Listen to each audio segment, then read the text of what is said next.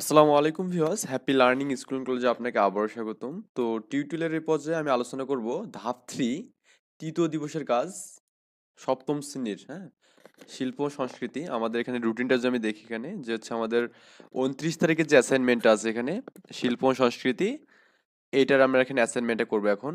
ওকে, তো অবশ্যই আজকের যে টিউটোরিয়ালটা হবে এটা অবশ্যই ইন্টারেস্টিং একটা টিউটোরিয়াল হতে যাচ্ছে। হয়তো দেখা যাচ্ছে আমি এই টিউটোরিয়ালের মধ্যে একটা গান বলে দিচ্ছি। ওকে, আচ্ছা, তো আমরা কাজ শুরু করে দেই। যেহেতু আমরা এটা করলাম, এটা অলরেডি আমি এখানে এটা মার্ক করে দিই একটু এখানে এটা। ওকে, আচ্ছা, তো আমাদের এখানে তৃতীয় দিবসের যে কাজটা ছিল 5 ঘন্টা বা 300 মিনিটের যে কাজ ছিল, শিক্ষার্থীরা বর্ণে গন্ধে ছন্দে ও গতিতে প্রদর্শনটি আয়োজন করার জন্য শ্রেণীকক্ষ প্রস্তুত করবে। মানে আমাদের একটা এখানে কি করতে হবে, এখানে একটা আয়োজন হবে, একটা অনুষ্ঠানের একটা যে প্রতিবেদন টাইপের একটা বিষয়, বা আমাদের কোনো একটা অনুষ্ঠান হলে তার একটা যে হেডলাইন থাকে আর কি, এরকম একটা আমাদের কি হবে, একটা আয়োজন হবে আর কি। তো এই আয়োজনের মধ্যে কি পাবে এখানে, বন্ধু খাতা, মাটি ফলক, বিজয় দিবস, শুভেচ্ছা কার্ড, শ্রেণীকক্ষের প্রদর্শন ব্যবস্থা করবে আর কি। ওকে, পর্যায়ক্রমে শিক্ষার্থীরা দলগতভাবে একটি নাট্যাংশ বা ডিসপ্লে, ডিসপ্লে বলতে আমাদের কি বোঝায় এখানে, নাট্যাংশ মানে কি আমরা বুঝি তো যে কোনো একটা নাটক পরিবেশন করা আর কি। আর ডিসপ্লে বা নাটক ওই একই বিষয়, কোনো একটা মানে বিষয় আর কি, কোনো মানে অভিনয় করা বা গান গাওয়া এরকম বিষয় আর কি। প্রতিটি দলের পরিবেশনা অন্য কোনো দলের সদস্য ভিডিও করবে আর কি। মানে একটা দল যে কাজটা করবে এই কাজটা অন্য একটা দলের ছেলেপেলে ভিডিও করবে, এটা ফোন দিয়ে করতে পারবে, মানে যে কোনো কিছুতে করতে পারে আর কি। এই সেশনে যা মূল্যায়ন করবে, এই সেশনের বন্ধু খাতা মূল্যায়ন করবে, তারপর এখানে নাট্যাংশ ডিসপ্লে বা সাধারণভাবে প্রদর্শন করবে আর কি। এই বিষয়গুলো করবে আর কি এখানে। ওকে, তো আমরা এখানে করবো কি, মূল্যায়ন ছক বা উপাত্ত সংরক্ষণের মূল ছক মূল্যায়ন শুরুর দিকে কপি করে রাখবে আর কি, এটা আমাদের। যাই হোক, আমরা এখানে কাজ শুরু করে দিই। আমরা এখানে নাট্যাংশ, তারপরে হচ্ছে কবিতা এবং গান, আমরা এইসব নিয়ে এখানে কাজ করবো এখানে। মানে আমাদের যে ডিসপ্লেটা আমরা করবো এখানে এটা নিয়ে আর কি। তো আমরা প্রথমে লিখি যে সপ্তম শ্রেণীর বার্ষিক মূল্যায়ন 2023। যাই হোক, বিষয় হচ্ছে শিল্প সংস্কৃতি, তারিখ হচ্ছে কত, 29/11/2023। ওকে, তো প্রথমে আমাদের শিক্ষার্থীর নাম লিখতে হবে, তারপরে তার, সরি আমি এখানে শ্রেণীটা এখানে ভুলেও দিয়েছি, এখানে এটা সপ্তম শ্রেণী দিতে হবে এখানে। এটা হচ্ছে সপ্তম শ্রেণী দেবেন এখানে। ওকে, এটা একটু কাটা দিয়ে সপ্তম শ্রেণী দেবেন। যেহেতু আমি 2 শ্রেণীর এখানে অ্যাসাইনমেন্ট গুলো করতেছি, সো অ্যাকচুয়ালি মিস্টেক হয়ে গেছে এখানে এটা। তারপরে হচ্ছে ওই মানে শাখাটা কি, ওই স্টুডেন্টের শাখাটা কি ছিল, যমুনা ছিল না কি ছিল, আর তার রোলটা দিতে হবে এখানে। তো আমরা এখানে কি করবো, এখানে নাট্যাংশের জন্য গল্প যেটা করবো সেটা আমরা দেখবো এখন।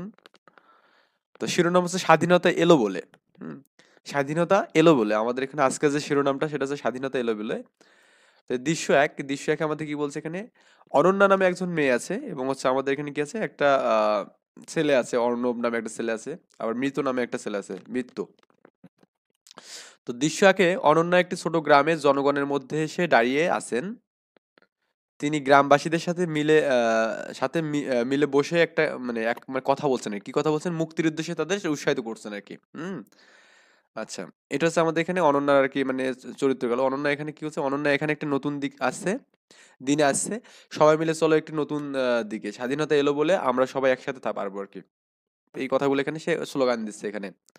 এটি কিন্তু স্লোগান, মানে এখানে একটি নতুন দিন আসছে, সবাই মিলে চলো একটি নতুন দিকে, স্বাধীনতা এলো বলে আমরা সবাই একসাথে পারবো। এটা আমাদের বলছে। 2 নম্বর দৃশ্য, অর্ণব ও অনন্যা একসাথে গ্রামে আসছে, তাদের সঙ্গে একটা বাংলাদেশের পতাকা উড়িয়ে আকাশের কোলাহল তৈরি করছে। একটি সুখবর এসেছে এবং গ্রামবাসী আত্মবিশ্বাস অর্জন করছে, মানে এগুলো মানে তারা আর কি করছে। অর্ণব, আমরা একসাথে পারবো, সবাই মিলে চলো একটি নতুন দিকে, আমাদের স্বাধীনতা আসছে। ওকে, দৃশ্য 3, অর্ণব এটা বলছে আর কি। অর্ণবের স্লোগানটা ছিল এরকম আর কি, মানে আমাদের এখানে মুক্তির সময় যে আমাদের বঙ্গবন্ধু শেখ মুজিবুর রহমান মানে 7ই মার্চ যে ভাষণটা দিয়েছিল, এরকম ভাষণ টাইপের আর কি কিছু আমাদের এখানে বলতেছে আর কি। ওকে, আচ্ছা, তারপর একটা মিত্র নামে একজন ছেলে আছে, একটি উদার ভাবনা দেখিয়ে সম্প্রদায়ের সদস্যদের একটি মানে একত্রে আছে। তিনি গ্রামবাসীদের সঙ্গে মিলে চলছেন এবং একটি সাধুবাবুর মতো তারা উৎসাহিত করছে, মানে মৃত হচ্ছে একটা সাধুবাবুর মতো একটা আচরণ করছে এখানে, তার এখানে চরিত্রটা দিয়েছে এখানে মৃত। আমরা একসাথে পারবো, মুক্তি এলো বলে আমরা সবাই একটি নতুন ভবিষ্যতের দিকে চলছি, মানে তার ভাষণটা হচ্ছে এরকম, মানে আমরা একটি নতুন ভবিষ্যতের দিকে চলছি আর কি। দৃশ্য 4, রাষ্ট্রনায়ক আর কি। রাষ্ট্রনায়কের যে অভিনয়টা ছিল এখানে, রাষ্ট্রনায়ক এসে সবার সামনে দাঁড়িয়ে আছেন এবং একটি সকল সম্মিলিত সমাজ তৈরি করতে তাদের উৎসাহিত করছেন রাষ্ট্রনায়ক। মানে উনি যে কাজগুলো করছেন সেটা আমি বলছি এখানে।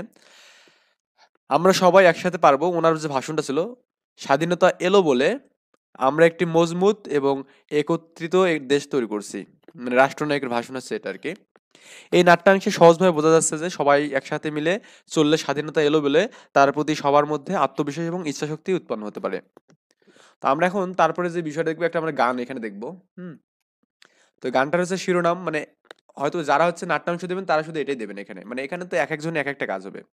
তো আমি এখানে নাট্যাংশ দিয়েছি একটা, এখানে নাট্যাংশ দিয়েছি একটা এখানে, এটা আর কি, সরি, এটা নাট্যাংশ একটা দিয়েছি, আর দুইটা গান দিয়েছি। আপনাদের যেটা ভালো লাগবে সেটা আপনারা দেবেন আর কি, চুজ করবেন এখানে।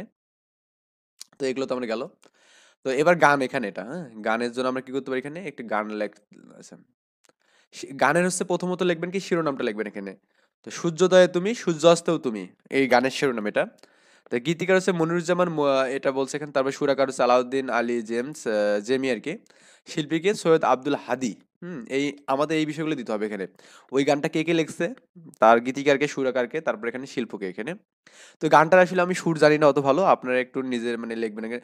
সূর্যোদয়ে তুমি, সূর্যাস্তেও তুমি, ও আমার দেশ, ও আমার বাংলাদেশ, মানে এভাবে কি গানটা সম্পূর্ণ করতে হবে। তো এভাবে আমি এখানে জাস্ট কবিতা আকারে লিখতেছি, ও আমার দেশ, ও আমার বাংলাদেশ, সূর্যোদয়ে তুমি, সূর্যাস্তেও তুমি, ও আমার বাংলাদেশ প্রিয় জন্মভূমি, ও আমার বাংলাদেশ প্রিয় জন্মভূমি। ওকে।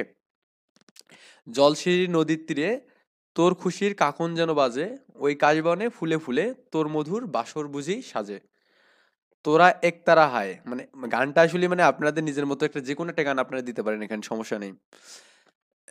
করে বাউল আমায় সুরে সুরে, সূর্যোদয় সূর্যোদয়ে তুমি, সূর্যাস্তেও তুমি। ওকে।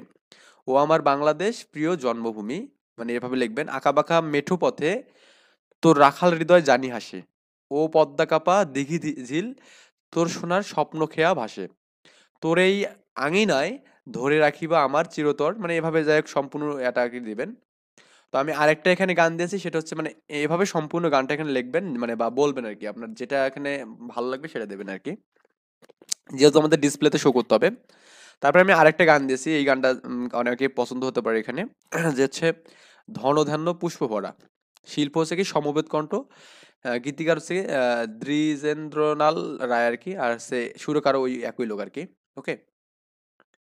মানে আমাদের এই গানটা আমাদের এখানে, আমরা অবশ্যই এটা খুব একটা ফেমাস গান, আমাদের এটা জানা উচিত। তো গানটা ছিল এরকম।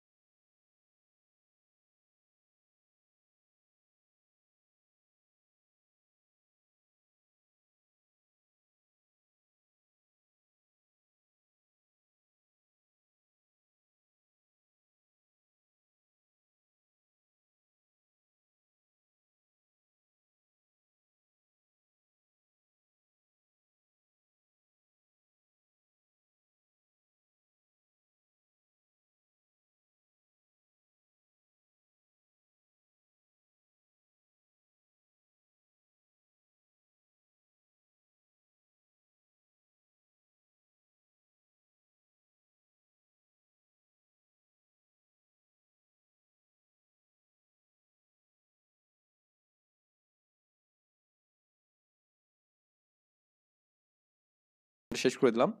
তো আশা করি সবকিছু বুঝতে পারছেন। তো আমি নেক্সট টিউটোরিয়ালে আমি এখানে যে 30 তারিখে যে অ্যাসাইনমেন্ট আছে ইতিহাস ও সামাজিক বিজ্ঞান এটা নিয়ে আলোচনা করব। ওকে?